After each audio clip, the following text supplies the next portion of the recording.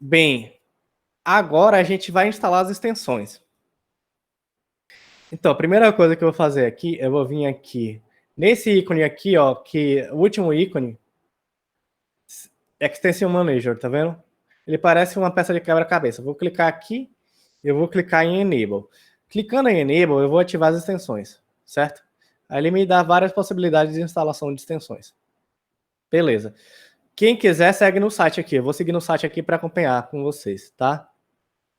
Então, aqui, se você for ver, ó, tem um campo de buscar a extensão, né? Se eu clicar aqui, eu vou entrar no código-fonte, né, no repositório do GitHub da extensão. Cliquei aqui tem um código-fonte da extensão. Né? Aqui ele vai explicar o que cada extensão faz, né? E aqui eu consigo instalar. Mais uma coisa importante. Algumas extensões são necessários alguns programas ou pacotes adicionais. Então, antes de instalar qualquer extensão, é necessário você clicar aqui e ler a documentação aqui no GitHub. Eu vou começar com esse exemplo aqui, né? Com esse TOC, né? Table of Contents.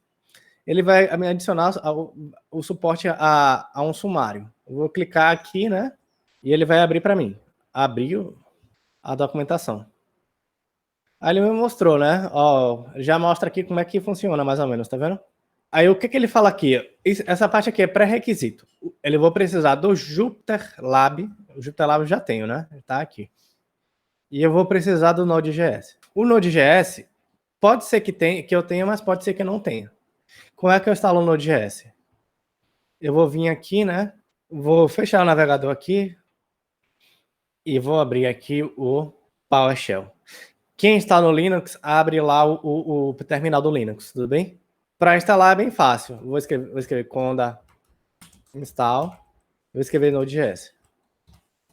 Vou escrever aqui, tudo bem? Ele vai perguntar se eu quero instalar. Eu vou dizer que eu quero. Certo? Para eu dizer que eu quero, eu vou botar y de yes. Ele vai instalar. Beleza, agora eu já tenho esse tal do Node.js instalado aqui, né? Agora, com isso aqui, eu posso voltar ao Jupyter, né? Eu vou abrir o Jupyter, já que eu já tenho o Node.js instalado. E ele abriu onde eu parei, né? Eu vou abrir o roteiro aqui, voltar para o roteiro, né? Curso de Python. Eu vou descer aqui, nessa parte aqui de estruturas de decisão e instalar esse pacote aqui, né? Exemplo 1. Jupyter Lab. Eu posso simplesmente copiar e pesquisar, né? Aqui. Ou, como esse pacote aqui é um pacote oficial lá do Jupyter, né? Não preciso nem fazer isso aqui, né? Eu posso vir aqui e ele vai estar logo aqui no início, tá vendo? Os pacotes dos oficiais, eles sempre estão no início aqui, tá vendo? Esses de baixo aqui são de terceiros, né? São outras pessoas que criaram. Mas, como ele já está no início aqui, eu clico aqui em instalar. Tenta instalar, certo? Aí vai aparecer essa opção aqui, Rebuilding, eu clico aqui. Vai demorar um pouco para instalar. Depois disso, já vou passar a tarefa para vocês tentarem, certo? A tarefa é você instalar essa próxima extensão aqui. Tenta instalar essa extensão. Para instalar essa outra extensão, muito provavelmente você já tem o Node.js instalado, então é só clicar em instalar, né? Vocês vão pesquisar aqui, escrever e clicar em instalar. Depois de ele instalar aqui, né, no meu tá processando, vai aparecer isso aqui, ó. Reload. Na hora que você clicar em Reload, ele vai fazer o reload. Gustavo, ele faz parte da nossa equipe, né? E ele vai apresentar a próxima parte aqui, que é a parte do if. Tudo bem? Aí vocês seguem as orientações dele. Boa tarde, pessoal. O professor apresentou, meu nome é Gustavo. E eu vou dar a segunda parte da aula agora, que é a parte de if. Pois então, agora eu vou ensinar o que é o if, que ele é uma parte de código que tem em quase toda a linguagem de programação e ela é muito importante, é uma das bases de programação. Essa segunda parte da aula não vai ser tão aplicada, não vai ter tantos gráficos assim, ela vai ser mais a parte dos fundamentos, né? Mas ela é muito importante. Então vamos lá. A gente aprendeu até agora a escrever os códigos botando uma sequência de instruções para o computador, a gente coloca printa isso, faz isso, calcula aquilo, e ele vai executando uma a uma. Só que nem sempre a gente quer que nosso código funcione desse jeito. Às vezes a gente quer que ele tome uma decisão pela gente, né? Que é uma ferramenta muito poderosa, você poder pular uma linha de código, pular uma instrução, executar uma outra instrução, ou até mesmo repetir uma instrução, a depender de um parâmetro dentro do seu código. E é isso que o if faz, né? A gente estudou as variáveis booleanas, né? A gente estudou uma série de expressões, e essas expressões poderiam retornar os valores true ou false, né? Verdadeiro ou falso. E a gente vai usar agora essas expressões, né? Esses booleanos, para a gente poder tomar uma decisão no nosso código com a ajuda do if. Ou seja, se alguma coisa resultar em verdadeiro, eu vou fazer uma coisa. Se resultar em falso, o meu código vai fazer outra coisa. Mais ou menos desse jeito que a gente, né, vai fazer o nosso código tomar decisões. Dada essa apresentação, guarda esse conhecimento aí numa caixinha e vamos ver um outro negócio aqui. Que são o quê? Os blocos de indentação. O que é indentação? A indentação é a distância que uma determinada linha de código está na margem esquerda. Quando a gente for escrever um código, né, os nossos códigos até aqui, vou mostrar aqui no site, né, a gente escreveu todas as instruções rente à margem esquerda. Isso significa que ele está no nosso bloco principal de código. Vocês podem ver aqui no meu Jupyter que nós temos o bloco principal em nível 0, né, que é o nosso programa normal, mas a gente tem aqui um bloco de texto que ele está exatamente 4 espaços em relação à margem esquerda do nosso programa. Isso significa o quê? Que ele está indentado em nível 1, que ele está um tab, você não precisa dar os 4 espaços, né? Você pode usar simplesmente a tecla tab do seu teclado e ele já vai dar esse espaço aqui. Esse bloco 1, como ele está indentado um nível a mais que o bloco 0, a gente diz que ele é subordinado ao bloco 0, ou seja, o que acontece dentro desse bloco 1, ele depende de algo que acontece no bloco 0. E do mesmo jeito, a indentação de nível 2, que é 2 tabs para a direita. Esse bloco 2 ele está subordinado ao bloco 1. O bloco 3 ele está subordinado somente ao bloco principal, ele não está subordinado ao bloco 2 e ao bloco 1. Agora vamos pegar esse conhecimento, né, da questão dos blocos, da indentação, que você indenta um nível apertando a tecla Tab e guarda na caixinha também. Como é que funciona uma tomada de decisão da gente? Vamos supor que a gente quer comprar um saco de arroz, a gente quer ir no mercado comprar um arroz e a gente só tem R$20 na carteira. Quando a gente chega lá, a gente vai ver o preço do arroz. E a gente tem duas decisões para tomar. Se o preço do arroz, né, essa variável aqui, observe, né, esse gráfico de fluxo. Essa variável P arroz é como se fosse o preço do arroz. Você olha para sua carteira, só tem R$20. Você olha para o arroz. Se o preço do arroz for menor que 20, inclusive eu esqueci de colocar um igual aqui, menor ou igual a 20, a gente vai tomar uma ação, né? A gente vai comprar o arroz. Só que se isso aqui não for verdadeiro, a gente vai executar outra ação completamente diferente, que é não comprar o arroz. Então, a gente quer que o nosso código faça exatamente o que está escrito aqui. Como que a gente faz isso? Utilizando o if. Como que funciona o if? Qual é a estrutura básica do if? Para a gente fazer o nosso código tomar uma decisão, a gente vai escrever if, que é a nossa palavra-chave, e a nossa condição. Qual seria a nossa condição no caso do arroz? Se o preço do arroz for menor que 20.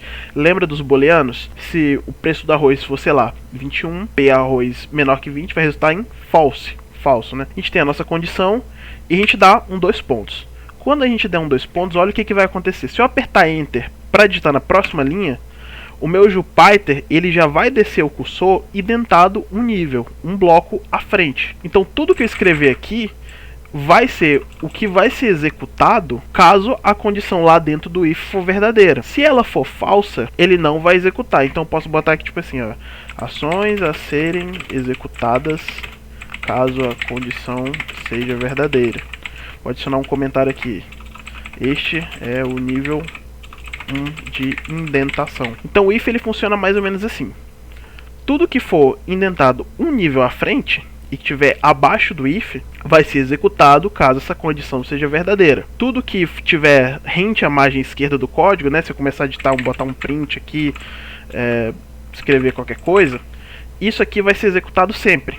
Então vamos ver isso aqui na prática, como é que a gente vai escrever isso no Python, né? Eu vou botar um print aqui e vou botar assim: esse é o nível 0 de indentação.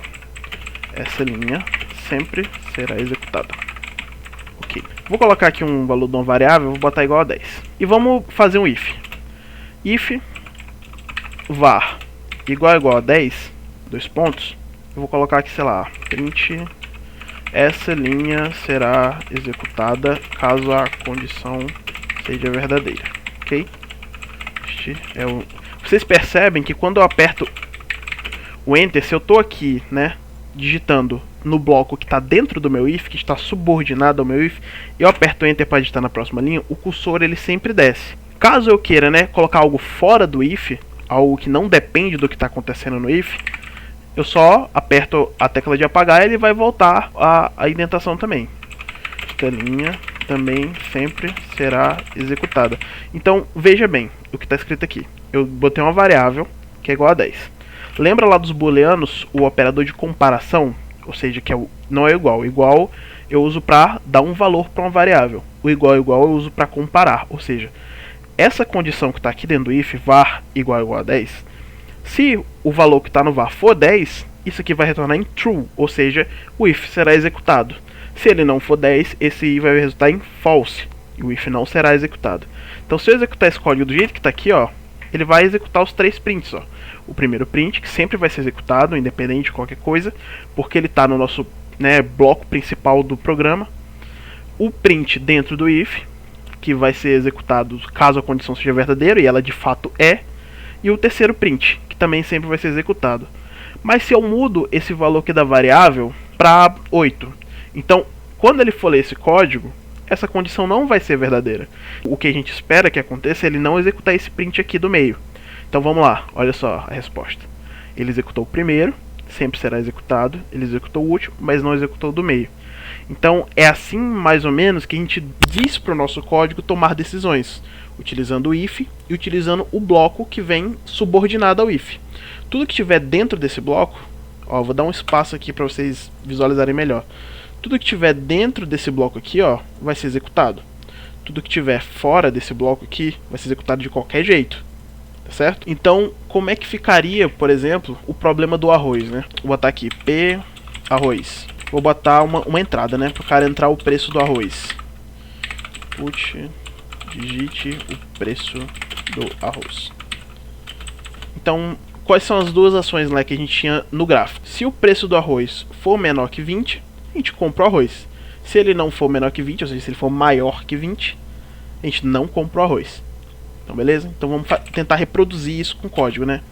If p arroz. Eu ainda vou botar aqui menor ou igual a 20, porque eu falei que a gente tem 20 reais na carteira, né? Nossa situação fantasia. Vou dar um print. Vou deixar mais bonito aqui. Vou botar um format. É um bom preço. Compre o arroz. Agora, eu quero que ele compare, né, a outra situação. Se p arroz for maior que 20, 2 pontos. Vou copiar o mesmo print. Está muito caro. Não compre o arroz. Vamos botar umas formataçõezinhas aqui. Então vamos ver se roda. Digite o preço do arroz. Se o arroz custar 19, ele vai botar R$19 é um bom preço, compre o arroz. Ou seja, ele executou somente essa linha e a outra lá de baixo ele não executou. Se eu rodar esse mesmo código com o valor 22, que é maior que 20, R$22 está muito caro, não compre o arroz. Ou seja, ele executou somente essa linha aqui e não executou a primeira. O parêntese não é obrigatório, aqui eu botei e aqui eu não botei.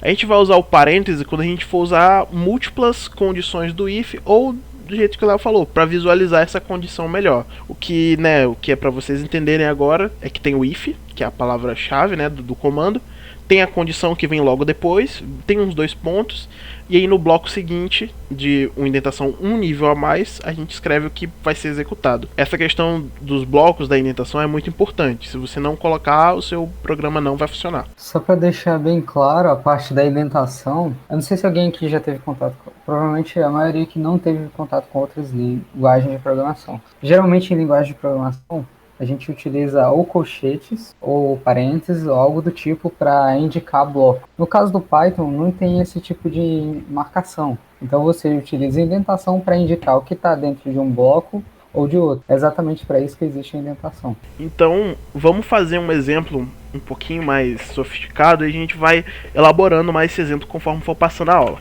Vamos supor que a gente quer um programa que ele receba do usuário uma senha, e a gente quer que essa senha tenha entre 8 e 16 caracteres, quer dizer, se tiver menos que 8, imprimir algo do tipo, senha inválida, sua senha tem que ter mais de 8 caracteres. E se tiver mais de 16, a mesma coisa. Como é que a gente faz isso? Vamos botar da senha. Vou pedir para ele entrar com a senha. Digite sua senha. Ok. E agora a gente vai, né, usar os ifs para ver as diversas possibilidades. Basicamente tem 3 possibilidades para essa senha. Ela tem menos que 8 caracteres, 8 a 16 ou mais que 16. Então o que a gente vai fazer? Vamos lá. Ter menos que 8. Vamos examinar essa possibilidade primeiro. If. Todo mundo lembra como é que a gente consegue o comprimento de uma palavra, né, de uma variável. É com a função len. Se o comprimento da senha, len de senha, for menor que 8, 2 pontos. Veja que quando eu dou Enter, ele já vem aqui indentado correto. Você não precisa fazer a indentação, né? Menor que 8, ele vai executar print. Sua senha deve ter pelo menos 8 caracteres. Ok? Ok. Se eu der o Enter aqui, ele vai voltar também no mesmo bloco. Só que eu não quero que meu próximo if esteja subordinado ao primeiro if. Eu quero que ele funcione independente. Aí eu vou dar um backspace e vou escrever o outro if. A outra possibilidade. If len senha maior ou igual que 8. E agora entra a questão da gente botar múltiplas condições. Para a senha estar entre 8 e 16 caracteres, 2 condições têm que ser verdadeiras. O comprimento da senha tem que ser maior que 8 e menor que 16. Como a gente faz isso? Como a gente pega um operador para ele verificar se 2 condições são verdadeiras ao mesmo tempo? A gente usa o AND. Menor ou igual que 16. 2 pontos, print. Botar senha válida. E a terceira condição é se ela é maior que 16. Porque se eu não colocar nada, ele não vai executar nada. Mas eu quero que ele execute alguma coisa se o comprimento da senha for maior que 16. Então a gente faz len senha maior que 16. Lembrando que essa expressão booleana aqui, ela vai retornar verdadeiro se a senha, o comprimento da senha for maior que 16. Vou executar um print aqui. Sua senha deve ter 16 ou menos caracteres. Certo? Então vou executar esse código. Se eu digitar uma senha de 4 caracteres, ABCD, ele vai me falar que a minha senha tem que ter pelo menos 8. Se eu executar uma senha de 8 caracteres, ele vai dar a senha válida. E se eu executar uma senha com mais de 16, ele vai executar esse último. Então viu como a gente consegue escrever um if? A gente aprendeu a escrever um if com mais de uma condição, usando os operadores AND e OR, a gente pode usar, né, qualquer um dos dois, e fazer múltiplos ifs para fazer uma comparação. Um outro tipo de estrutura que tem também são os ifs aninhados. O que seria um if aninhado? Seria um if dentro de outro if. Olha só, o diagrama de fluxo, né, da atividade que a gente viu. Aqui essa imagem que tem lá no roteiro é bem interessante também para você ver como, né, os níveis de indentação. E o que seria um if aninhado? Seria um if dentro de um outro if. O programa ele vai executar, ele vai, né, verificar uma condição. Se essa condição for verdadeira, ele vai passar para outra comparação. A gente pode colocar quantos ifs dentro de quantos ifs a gente quiser. Então vamos escrever mais ou menos esse mesmo programa com um if aninhado para a gente ver. Vou copiar essa parte aqui de input de senha. If senha. Se ela for maior ou igual a 8, é porque ela está no range lá de verdadeira. Agora a gente precisa comparar se ela é menor ou igual que 16. A gente pode fazer isso, em vez de a gente usar 2 condições separadas, a gente pode colocar simplesmente um if dentro desse outro. If len senha menor ou igual que 16. Vou terminar de escrever aqui e já explico. Senha válida. Então, o que está acontecendo aqui? Lembra que tudo que para ser executado, caso essa condição seja verdadeira, tem que vir um bloco de indentação após. Então, ele vai verificar se o comprimento da senha é maior que 8, maior ou igual que 8, e depois ele vai verificar com um outro if se ela é menor ou igual que 16. E se for menor ou igual que 16, ele vai executar esse aqui. Então, este bloco, né, o print senha válida, está subordinado a esse if, e esse if está subordinado ao primeiro if. Entenderam a jogada? Ou seja, tem um bloco de nível 0, eu tenho um bloco de nível 1, e eu tenho um bloco de nível 2. Vou comentar aqui, nível 2. E vou botar um len senha menor que 8, tá, senha inválida. A gente pode botar o maior que 16, mas essa questão aqui é só pra gente entender que a gente pode botar um if dentro do outro, e conforme a gente for colocando, a gente tem que ir aumentando o nível de indentação. Então se eu botar aqui, né, a senha de 4 caracteres, senha inválida. Vai ser legal fazer isso aqui, presta atenção. Porque quando eu verifico se é maior que 8, eu tenho duas possibilidades agora. Já verifiquei que é maior que 8, isso é verdadeiro. Ela pode ser menor que 16 e ele está dentro do meu alcance de senhas válidas. Ou ele pode ser maior que 16. Então posso colocar outro if, maior que 16. E dentro desse if eu posso botar senha inválida. Então veja bem, esses dois ifs aqui, ó, que eu estou selecionando, eles estão subordinados ao primeiro if, ou seja, eles só vão ser executados caso primeiro essa condição seja verdadeira. Então a gente pode ver, né, o bloco nível 0, o bloco nível 1, o bloco nível 2, e aqui volta a ser nível 1. Tá certo? Para você crescer um nível é só você apertar um tab, que ele adiciona automaticamente 4 espaços. Para você voltar um nível é só apertar sua tecla de apagar, né, o backspace. Agora vem a primeira tarefa, que aí a gente vai fazer junto, né? Peça ao usuário uma senha e você deve verificar se ela possui de 8 até 16 caracteres e se ela é composta por números e letras. Informe ao usuário se a senha é válida ou não. Lembrando que o método .isAllNone, que a gente viu, né, na aula de métodos aplicados a strings, ele vai resultar true quando ele for chamado em um string que só tenha letras e números. Então a gente vai usar essa como uma das condições. Aqui, ó, um exemplo do isAllNone. Essa condição aqui, ó, ABCD 1, 2, 3, se eu chamar o isAllNone nessa string, vai resultar em true. Agora essa aqui que tem o arroba vai resultar em false. E lembrando que programação sempre há diversas formas de você matar o mesmo problema. Então, né, se um código ficar diferente do outro, não tem problema, contanto que funcione. Copiei aqui, né, o input de senha. E a gente tem dois jeitos, ou ela é válida ou ela é inválida. Se ela for válida, eu preciso preencher quantas condições? 3. Eu preciso que ela seja maior que 8, eu preciso que ela seja menor que 16 e preciso ter certeza que ela é composta somente por números e letras. Então como é que eu vou fazer? Vamos fazer o primeiro if, que vai printar se a senha é válida, ok? 3 condições. Em senha tem que ser maior que 8. Ó, um outro jeito legal de fazer, a gente pode botar aqui, né? Comprimento ou... vou botar comprimento. Em senha, vamos armazenar nessa variável. Se o comprimento for maior ou igual a 8, então eu preciso que ela seja maior ou igual a 8 e menor que 16 e composta somente por números e letras. Então o operador para comparar as condições que eu tenho que usar aqui é o AND, porque eu preciso que as 3 condições sejam verdadeiras ao mesmo tempo, né, para ela ser válida. AND comp menor ou igual que 16, AND senha isAllNone, ok? Então a gente tem 3 condições aqui, aí todo mundo consegue visualizar 3 condições. O comprimento tem que ser maior que 8, primeira condição, e o comprimento menor ou igual que 16, segunda condição, e esse método aqui que vai resultar em verdadeiro se a senha tiver somente números e letras. Se essas condições forem verdadeiras, se tudo que tiver aí for true, a gente vai printar o que? Senha válida. Agora vamos pro próximo if. Se o comp for menor que 8, agora olha só, olha a diferença do primeiro para o segundo. No primeiro, a gente precisa que todas as 3 condições ao mesmo tempo sejam verdadeiras. No segundo, basta uma delas não ser verdadeira que a gente já executa a segunda linha. Basta que uma delas seja verdadeira para ela ser inválida. Então, if comprimento menor que 8, ou o comprimento for maior que 16, ou... Aí como é que eu uso o isAllNone agora?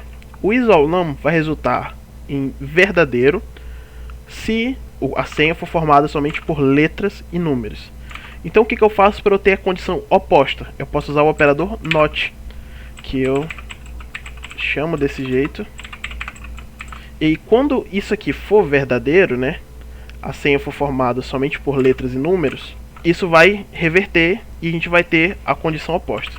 2 pontos, print, senha inválida. Certo? Então quer dizer, o contrário, né? Quando a senha não for formada por letras e números, isso aqui vai dar false e ele vai virar verdadeiro executando o segundo if. Só troquei a ordem das coisas. E vamos testar o código. Vamos digitar uma senha que tenha 8 caracteres e tenha letras e números. Senha válida. Vamos digitar uma senha que tenha menos de 8 caracteres e tenha letras e números. Senha inválida. Vamos testando, né, pra ver se tá tudo certo. Vamos digitar uma senha que tenha só letras com mais de 8 caracteres e menos que 16. Válida também. Agora vamos tentar uma com mais de 16 que tenha letras e números. Inválida, porque tem mais que 16. Agora vamos digitar uma do comprimento certo, mas que tenha algo que não é letra e número. Ó, senha inválida. Entendeu? Todo mundo entendeu a lógica. O que eu quero com esse exemplo é que a gente veja como que a gente pega essas condições e agrupa de um jeito que a gente execute o código caso aquela condição seja verdade. A gente tem o if e a gente tem o irmão do if, que é o else. Em inglês, a palavra if significa se. Então, se uma coisa, né, for verdade, a gente faz outra coisa. É um encadeamento lógico. E temos o else, que significa em inglês se não. Então o if operando junto com o else, ele vai operar igual esse gráfico que está sendo mostrado na tela. Se o if, né, a gente compara uma condição. Se for verdadeiro, a gente executa uma determinada ação. Agora a gente não precisa fazer outros ifs para testar as outras condições. A gente pode simplesmente usar um else. Que o else, o bloco que tiver dentro do else, ele será executado se aquilo lá primeiro do if não for verdadeiro. Então o que a gente faz, né? Naquele exemplo da senha que eu comparei, se ela tem mais que 8 e menos que 16 caracteres, eu posso fazer a mesma coisa, só que eu faço o seguinte, ó. Não precisa já tomar um spoiler aqui do código, eu vou copiar essa primeira parte aqui. Não era pra eu ter descido até lá. Mas enfim, tem aquele if lensenha maior ou igual que 8, end lensenha menor que 16, ou seja, se ele for maior que 8 ou menor que 16, eu vou só arrumar aqui a indentação, que quando copia lá do site fica bugado mesmo. A gente tem essas duas condições. Se esse aqui for verdadeiro, a gente vai executar print senha válida. Mas a gente não precisa criar vários ifs para todas as outras condições. A gente pode simplesmente digitar else, dois pontos, e funciona do mesmo jeito. A gente precisa colocar um bloco de indentação à frente. Então ok, ele vai examinar toda essa condição. Se isso aqui for verdadeiro, ele vai executar. Agora, todas as outras condições que não sejam essa daí, vai executar o que está dentro do else. Vamos digitar uma senha com mais que 8 e menos que 16. Aqui tem 7, né? Senha inválida. Digitar uma senha com, ó, mais que 8 e menos que 16, válida. Se eu botar qualquer coisa, né, menos que 8 ou mais que 16, ele vai dar inválida. Porque eu não preciso criar um outro if, basta usar o else. Então a gente vê, ó, que esse código aqui, ele pode ser simplificado para esse aqui, que é muito mais simples. E agora vem a tarefa 2. Da tarefa 2 a gente vai usar aquele código que precisa, né, de ver se o usuário, se a senha do usuário se é maior que 8, menor que 16 e composta por letras e números. Só que a gente vai simplificar ele usando um else no lugar do segundo if. Vou pegar aquele mesmo código, né, da tarefa 1 e vou copiar ele aqui. Então nessa tarefa a gente tem dois ifs, um para ver as condições e o outro para ver todas as condições contrárias. Só que no lugar desse segundo if com todas as condições contrárias, basta que a gente substitua por um else, que ele vai funcionar do mesmo jeito, ou seja, ele vai verificar essas condições. Caso contrário, que é exatamente o que else significa, ele vai fazer outro. Vamos fazer um teste rápido aqui, botar um dentro, né, da coisa certa, mas que o método falhe, né, o isOnNum seja falso. Não tem números e letras apenas, tem uma arroba aqui, eles estão inválidos. Se eu botar com menos 8, vou botar com mais, vai dar inválida também. Existe uma outra estrutura também, que é o elif. O que o elif significa? É exatamente um else e logo depois do else um if. Se a gente tiver várias condições, né, nem condições, várias respostas para serem executadas, a gente vai precisar botar if, aí todas as condições. Aí depois do próximo if, aí todas as condições. Aí o próximo if, todas as condições. Mesmo se a gente usar um else, se a gente quiser medir outras condições, a gente tem que botar um else e um if. Como que a gente corrige isso? Com elif. Eu vou fazer um exemplo aqui. Vamos supor que a gente quer criar um código que receba o nome e a idade da pessoa e informe ao usuário, né, se ela é, sei lá, criança, adolescente, jovem ou adulto, dependendo da idade dela. Vamos botar um input de nome. Digite seu nome. Vamos fazer o input da idade. Lembrando que a idade é um número, então a gente coloca o int, né? Idade, ok. Então o que a gente vai fazer agora? Vamos definir aqui primeiro o que é uma criança, o que é um adolescente, o que é um jovem, o que é um adulto. Vamos dizer que criança é todo mundo que é menor que 12 anos. Então a gente bota if, idade menor que 12. Vou botar um print aqui. Fulano, botar o nome da pessoa, vou dar um format. É uma criança. Ok? Format. Não. Agora a gente quer botar o jovem, né? Vamos botar assim, o adolescente. Vamos botar que o adolescente ele tem entre 12 e 18 anos. A gente não precisa botar if, idade maior que 12, end, idade menor que 18. A gente pode usar um else com if, ou seja, o elif. Elif, ou seja, a primeira condição ela tem que ser falsa para ele executar o próximo elif. Eu posso botar idade menor que 18. Ó, veja bem, uma forma boa de você identificar quando você erra e não coloca 2 pontos. Se você deu enter e o seu cursor voltou para a indentação 0, é porque você esqueceu dos 2 pontos. Quando eu coloco 2 pontos e aperto enter, ele volta já para a indentação correta, ok? Então, se a idade for maior que 18, vou botar print fulano é um adolescente. Format nome. Estão pegando a ideia de como funciona o elif? Vou continuar fazendo pra gente ter uma boa ideia.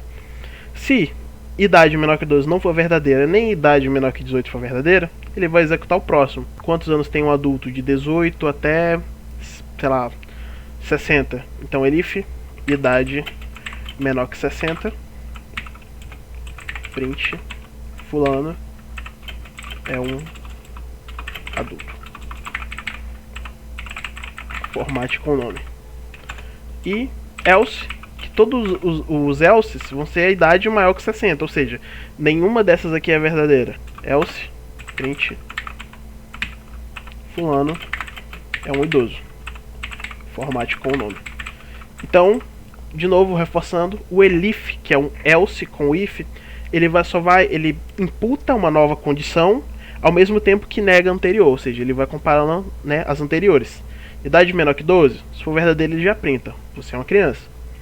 Se for falso, ele passa para o próximo elif. Idade menor que 18, se for falso ele passa para o próximo elif. Idade menor que 60, a gente tem que sempre enxergando essas condições como se fossem perguntas que você faz ao sistema. E se elas forem verdadeiras, vai executar. Vamos testar se esse código funciona. Digite seu nome, vou botar Gustavo e vou dizer que eu tenho 13 anos. Gustavo é uma adolescente. Vou rodar de novo. Com 11 anos, vai ser uma criança. Se eu rodar de novo com 22, que é a minha idade, é um adulto, né? 18 a 60. Eu cortei algumas partes aqui, tinha o jovem, tinha um adulto também, para ser um pouquinho mais rápido. Mas todo mundo entendeu qual é a ideia do elif, né? Você bota uma nova condição quando você está negando a anterior. Tem esses 2 exemplos aqui. Eu vou começar pelo segundo, que eu acho que é o mais completo, né? É um programa de validação de senha completo. Ele tem diversas regras. Sabe quando você vai criar uma senha no site, você digita a sua senha, ele diz se a senha é fraca, se a senha é forte, né? Quando sua senha é simples demais, tipo 1, 2, 3, 4, 5. Quando sua senha é muito complexa, ele diz que sua senha é forte ou não deixa você digitar a senha. A gente quer criar um programa desse. Eu botei aqui, né, as regras que a gente tem que ter. A senha é considerada forte e válida, né, por sinal, se cumprir todos os requisitos. Ou seja, ela tem que ter mais que 8 caracteres, tem que ter letras maiúsculas e minúsculas ao mesmo tempo. Então vamos prestando bem atenção nas condições e já maquinando como é que a gente vai ter que fazer quando a gente for digitar o if. E tem que ter combinações de letras e números ao mesmo tempo. Tem que ter letras e tem que ter números. Lembra que eu tenho métodos, né, para ver se tem letras, e eu tenho métodos para ver se é uma string só de números. E vamos guardando isso aí. A senha considerada fraca se cumprir pelo menos um dos requisitos, ou seja, se tiver um desses 3 aqui próximos, né, se cumprir já, ela já é fraca. Então ela é fraca se ter menos que 8 caracteres, tiver só letras maiúsculas ou só letras minúsculas, e tiver só letras ou só números. E assim a senha vai ser fraca. Ela é considerada inválida se cumprir pelo menos também um dos próximos requisitos. Tiver caracteres não alfanuméricos, ou seja, coisa que não é nem letra nem número, e tiver menos que 5 caracteres. Botei aqui uma anotação, a gente estudou alguns métodos. O islower é um método que você aplica na string e vai resultar true se todas as letras dessa string sejam minúsculas. E o isupper, a mesma coisa para as maiúsculas, vai resultar true caso todas as letras sejam maiúsculas. Vamos lá, vou copiar aqui o input de senha. Então eu vou explicar a atividade para casa e depois a gente volta lá naquela outra pergunta, ok? São 3, né, atividades para casa. A gente vai ter, né, a primeira é um interrogatório. Eu vou dar um zoom aqui pra gente ler melhor. A gente tem que escrever um programa que faça 5 perguntas para uma pessoa sobre um crime. As perguntas vão ser se ela telefonou para a vítima, se esteve no local do crime, se mora perto da vítima, se devia dinheiro para a vítima, se já trabalhou com a vítima. E o seu programa ele tem que emitir uma classificação sobre o quanto essa pessoa participou do crime. Se ela responder sim para 2 questões, ela deve ser classificada como suspeita, entre 3 e 4 como cúmplice, e se ela responder sim para todas, ela deve ser classificada como assassino. E caso contrário, né, se ela responder só uma, ela será classificada como inocente. Então a gente tem que escrever esse código. Uma dica é fazer uma variável para ser o score da pessoa, né, a pontuação da pessoa, e escrever um if para ir adicionando o valor nessa variável toda vez que ela responder sim. Aí vocês criam, né, o sistema de score e o sistema de classificação. Vão ser 2, entre aspas, blocos de código separado. O exercício 2 para casa vai ser, né, uma determinada empresa lhe contratou para desenvolver um programa que vai calcular o reajuste do salário das pessoas. Você tem que, né, receber um input no salário do empregado, do colaborador, e o reajuste seguindo o seguinte critério. O salário até 280, ele vai receber um aumento de 20%. Salários entre 280 e 700 reais, um aumento de 15%. Salários entre 700 e 1.500 reais, um aumento de 10%. E salários de mais de 1.500 reais, um aumento de 5%. E depois de refazer esse reajuste, você vai ter que informar na tela o salário antes do reajuste, o percentual do aumento aplicado, o valor do aumento e o novo salário após o aumento. Tudo isso você faz com, né, operações matemáticas. O exercício 3 é adicionar o suporte a widgets no Jupyter, que é justamente instalar a seguinte extensão.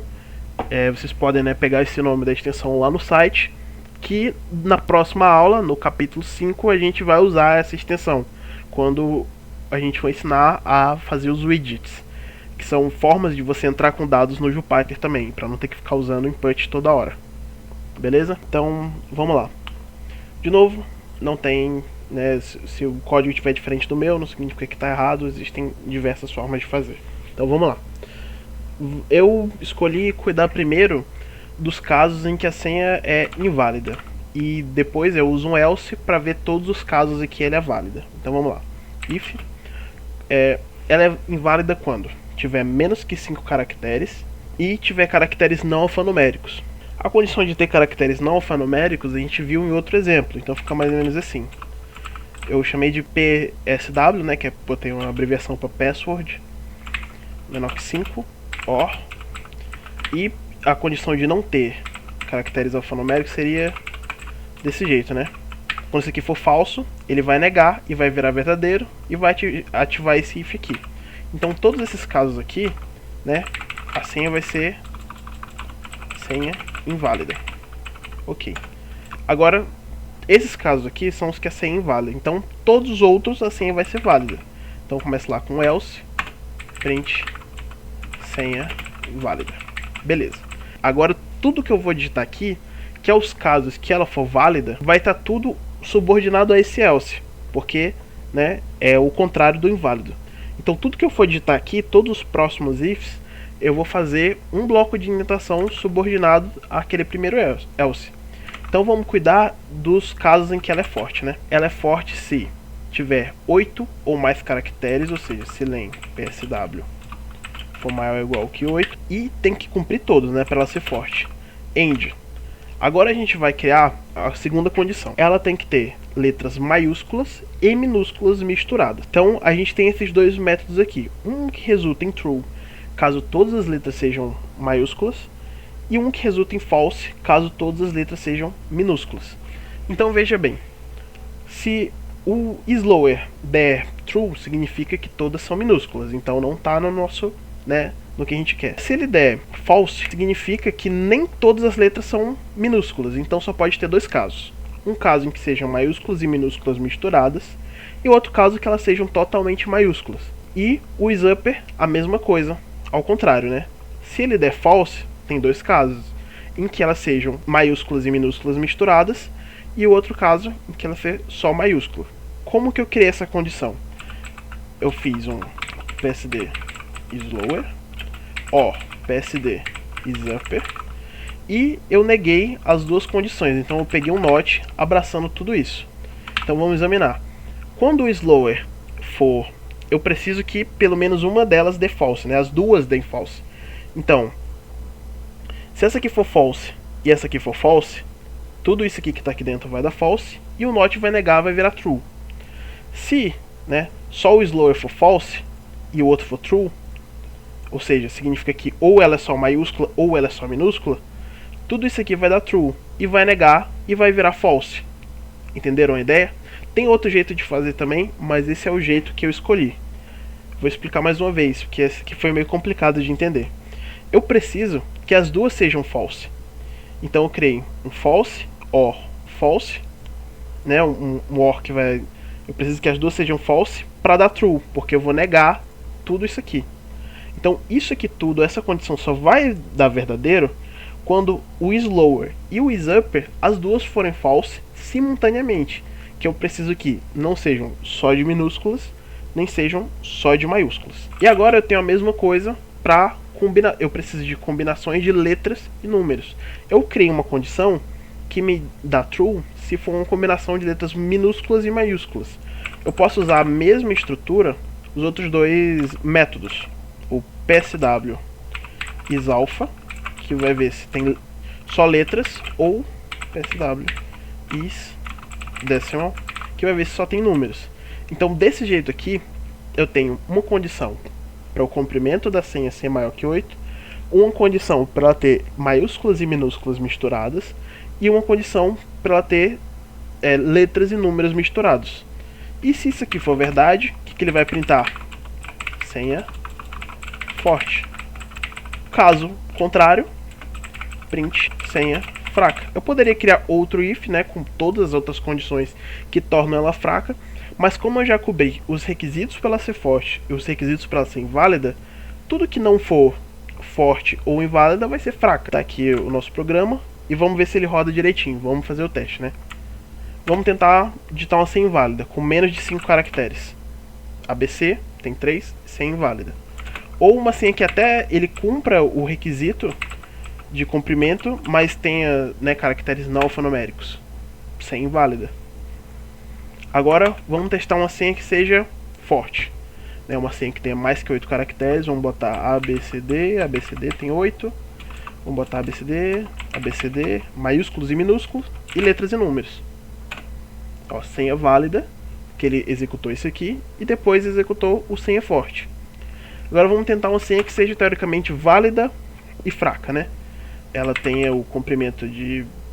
o requisito de comprimento, tá? ABCD, ABCD, 2, 3, 4. Mas elas é só minúscula, não tem letras maiúsculas. Então senha válida e fraca. Por que essa atividade ela é tão importante? Porque ela faz você bater cabeça a respeito das condições que vão trigar, que vão, né, ativar o if. Tá, se ninguém tem dúvida, eu acho que a gente pode terminar por aqui. E aí vocês tentam fazer as questões para casa, né? O capítulo 3 é para semana que vem e o capítulo 4 é daqui a 2 semanas.